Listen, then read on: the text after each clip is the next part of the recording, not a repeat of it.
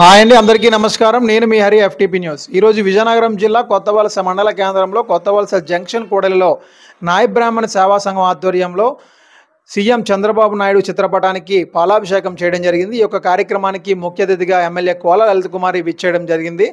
ఆమె చేతుల మీదుగా సీఎం చంద్రబాబు నాయుడుకు పాలాభిషేకం చేయడం జరిగింది. ఒక విషయం ఏమిటంటే, నాయ బ్రాహ్మణులకి ప్రభుత్వం 200 యూనిట్లు కరెంటు ఉచితంగా ఇవ్వడంతో వాళ్ళందరూ ఆనందంతో సీఎం చంద్రబాబు నాయుడుకు అదేవిధంగా ఎమ్మెల్యే కోల లలిత కుమారి చిత్రపటానికి కూడా పాలాభిషేకం చేసి హర్షం వ్యక్తం చేశారు. కోల లలిత కుమారి మాట్లాడుతూ, నాయకు నమస్కారాలు.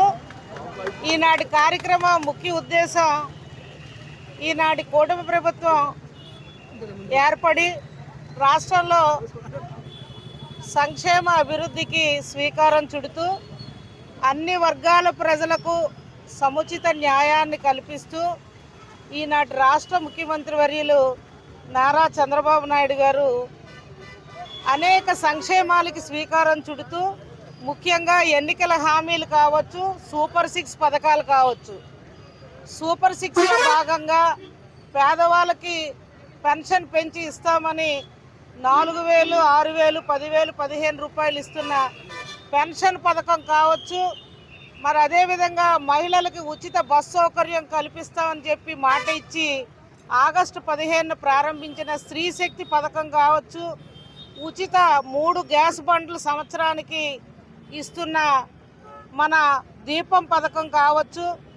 అదేవిధంగా ముఖ్యంగా అన్ని వర్గాల ప్రజలకి సముచిత న్యాయం కల్పిస్తూ ఈనాడు నాయి బ్రాహ్మణులకు కావచ్చు, విశ్వ బ్రాహ్మణులకు కావచ్చు, లేకపోతే వడ్డెర ఇతర కులస్తులకు కావచ్చు, అన్ని వర్గాలకి కూడా మత్స్యకారులకు కావచ్చు అనేక సంక్షేమాలకు శ్రీకారం చుడుతూ ముఖ్యంగా ఈనాటి నాయి బ్రాహ్మణులుగా కుటుంబ సభ్యులకి రాష్ట్ర వ్యాప్తంగా ఎవరైతే ఉన్నారో వారందరికీ కూడా ఒక సముచితమైన గౌరవాన్ని కల్పిస్తూ ఈనాటి కూటమి ప్రభుత్వం ఎవరైతే పెద్ద పెద్ద దేవాలయాల్లో నాయి బ్రాహ్మణ వృత్తిలో ధర్మబద్ధంగా తలనీలాలు సమర్పిస్తున్న స్వామివారికి వాళ్ళు ఏవైతే వారి సహకారంతో నాయి బ్రాహ్మణులు ప్రభుత్వ పరంగా ఉద్యోగాల్లో ఉన్న వాళ్ళందరికీ కూడా 25,000 రూపాయలు చంద్రబాబు నాయుడు గారు వారికి జీతపత్యాల కింద ప్రకటించడమే కాకుండా ఎక్కడెక్కడైతే నాయి బ్రాహ్మణులు రాష్ట్ర వ్యాప్తంగా ఉన్నారో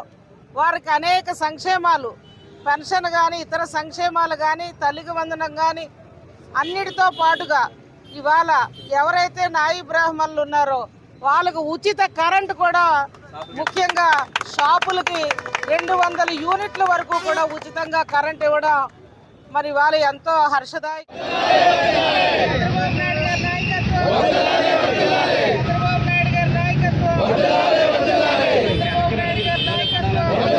చూస్తూనే ఉండండి ఎఫ్టీపీ న్యూస్. మరిన్ని వివరాలతో మీ ముందుంటాను.